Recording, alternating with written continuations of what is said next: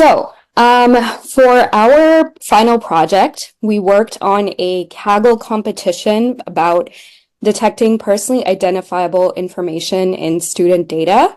So personally identifiable information is things like name, student address, email, that sort of stuff. So this is a type of named entity recognition problem. And the goal in this competition was, given a student essay, we have to go through it word by word and say if each word is a type of PII or not. And if it is, what kind of PII? Is it a name, address, so on?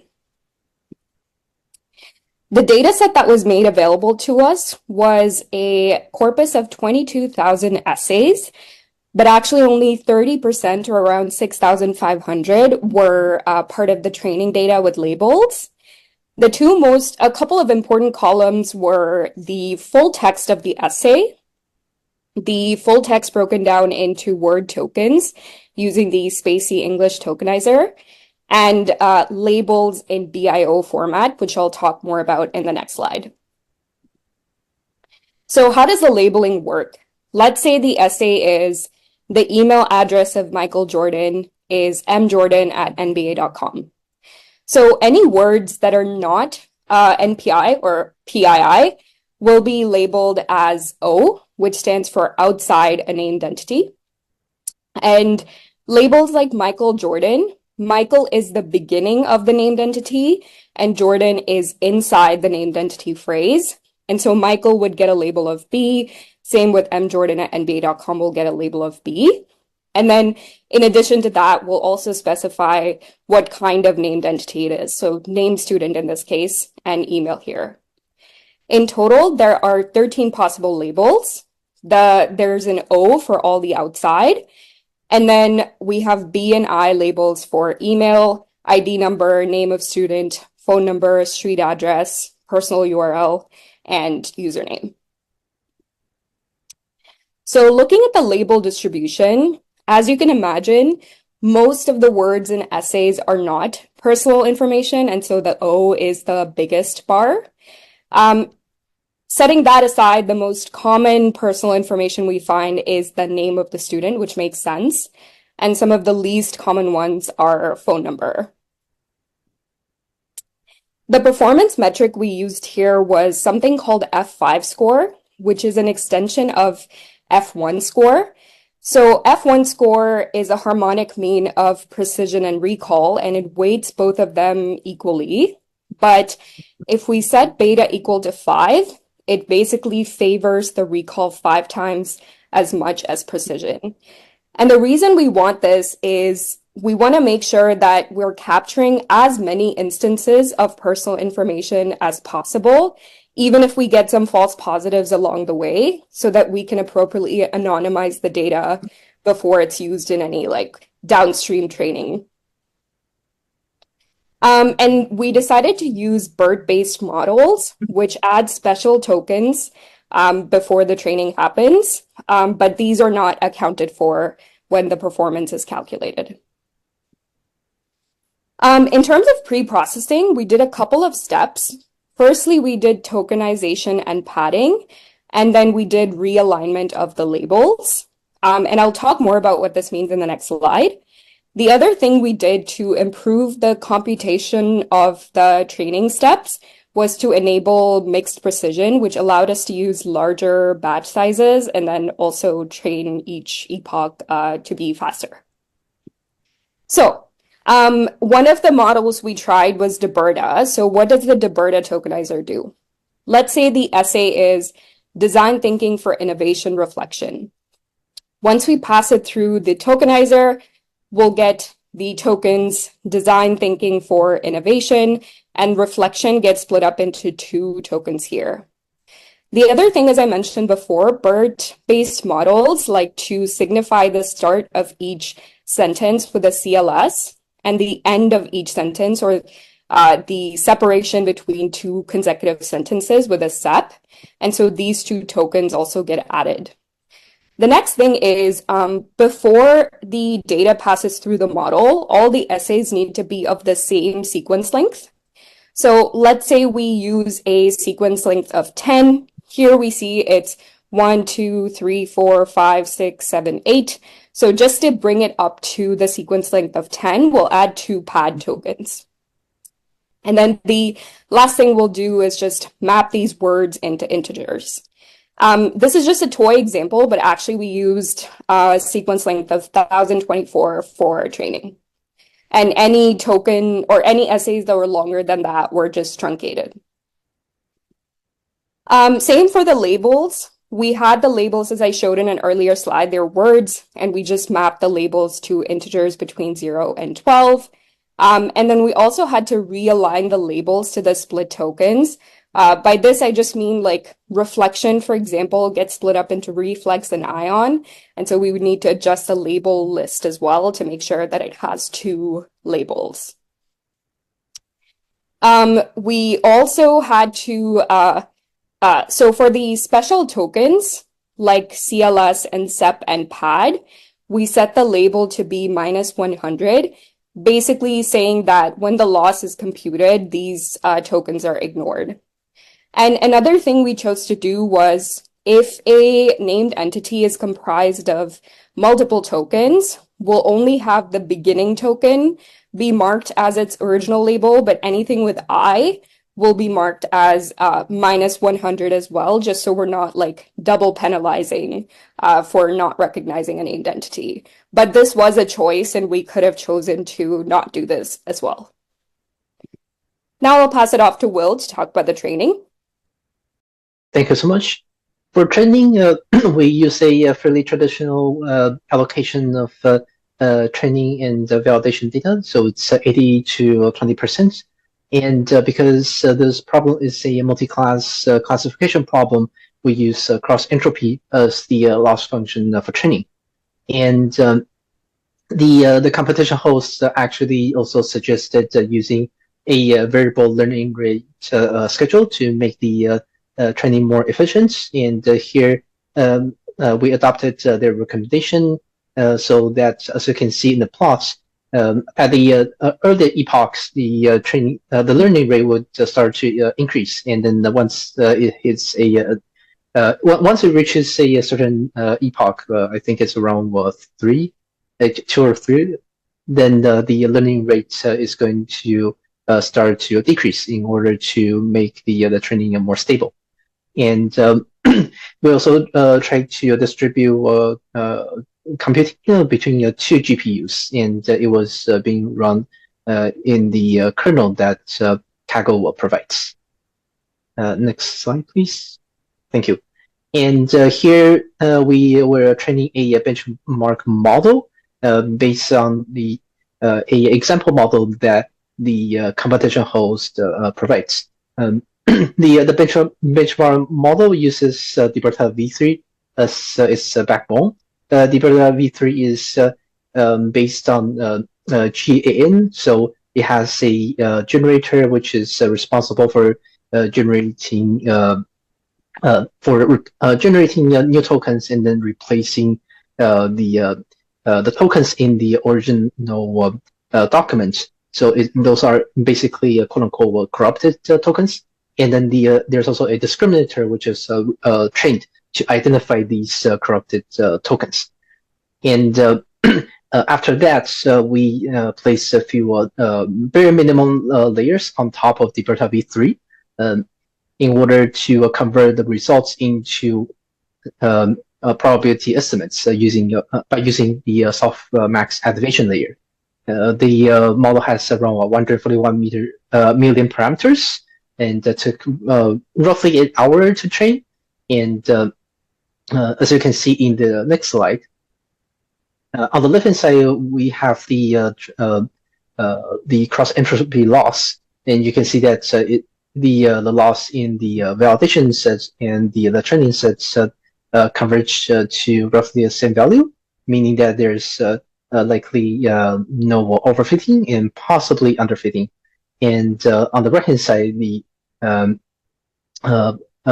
F5 performance values are also fairly similar, converging to around 90 to 93%, which is pretty decent in the range of between 0 to 100. And next slide, please. So we tried a few other alternative architectures. Given that we see the benchmark model is likely underfitting, we decided to very simply add additional layers and units on top. In our first attempt, we didn't add many units, and there's pretty much no change in performance when you compare that to the benchmark model. So for the next attempt, we decided to add a lot more.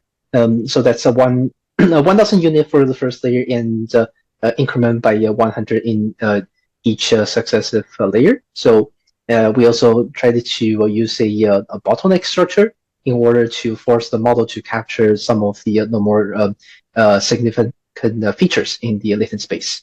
And you can see that the number of parameters has increased to 161 million, and F-beta improved to 95%, which I think it's pretty decent given that the model has already performed very well. But if we were to look at the training history plots, it was still underfitting. Next slide, please. And the next thing we tried was a alternative backbone, which is the Steelbird. Essentially, it's a simplified version of BERT, and we placed the same final layers as the benchmark model in order to compare that directly to the benchmark. And because the Steelbird was designed to be more lightweight, it only had around half as many parameters as the benchmark. And of course, the performance is not as good. It's only 80% versus a benchmark of 93%. But on the flip side, it was much faster to train. So if you have a limited computational resource, then this is something you can consider. And I now pass this to Kevin. Thank you, Will. So I think I'm the right person to talk about because I was the one more complaining about some of the war stories when we are doing this project. So as most of you at least sort of come to realize that computing resources and especially memory, if you're using a CNN, so that was actually paramount. We found that, and also we tried actually to start, since this is a Kaggle competition, we started the Kaggle platform, and we had some challenges for the GPU/memory or a free version, and then we had to upgrade. So we kind of fall back to Google Colab, and of course the free version couldn't help much there, so we had to upgrade to Pro Colab, and then so that will give you some GPU units and also some limited memory. So we had some some stories, war stories there in Google Colab as well. So backbone, what I call base model, definitely did well. But like as Will explained, there's a few other models, digital BERT, and there's quite a few variations like robot. There's quite a few of variation of these BERT models which you could actually replace, and there's a parameter sizes between 64 M to 140 of that kind of range. So we can always definitely play around and see which model gives you. Obviously the scope was limited, so we had to do only two. And then definitely we found that there's actually documentation. Kara says that Deberta V3 has some performance issue if you're using TPU, so prefer to use GPU. We found that during the when you're using it. Next slide, please. Well, some of the takeaways, right? So definitely we are using transfer learning since it is a BERT model. Some of the learnings, obviously, I think in Kaggle has a capability to use a multi-GPU. Collab, I don't think we had that opportunity or that option. So definitely, I was even talking to somebody else earlier, like Akib used, if you have your own physically resources, like computing resources, that seems to be better option than these platforms because of the resource intensification. And of course, the tokenization. So I think I'm also going to talk about next slide also the tokenization, right? So we used digital BERT, but also you can use NLP and see which tokens you can, or even digital BERT or some other BERT variations that would help you, in terms of the tokenization. Next slide, please. Yeah, so these are the enhancements, right? So obviously, given a time and dollar is no limitation, we can definitely enhance. I want to go from the bottom up actually. I found last week or so that a GPT-4 Vision I learned actually recently. Actually, after we submit this project, it seems it is a multi-model. I don't know if it is my call. I would try with a GPT-4 Vision so that I can feed in text as well as images, so that I'm not going to rework on the model. I can give the school student essays or even some pictures and images, stuff like that. That's one. And also learning rate, right? So definitely we can play around with the learning rate, exponential decay, quite a few learning rate, you can change. And so that's one of my realization is it sounds like a art than science. So you have to fine tune these parameters and model so that, the performance, improve the training efficiency. I'm not sure if I have that power on that, because when we tried GPU, when you try the Google Colab, we found that some issues. I still want to, like my search to find out the best platform, either probably I learned recently Azure ML or that kind of, so that, or AWS SageMaker. So that way you can improve the efficiency of the model by, giving resources, GPU as well as, memory. And of course, models, definitely the specialized models, for each tag class, and also ensemble. We didn't try get a chance, but definitely, and also backbone models and tokenizers. And like Kavita explained, right, the punish the false negative outcomes. I think that's a guideline given by Kaggle.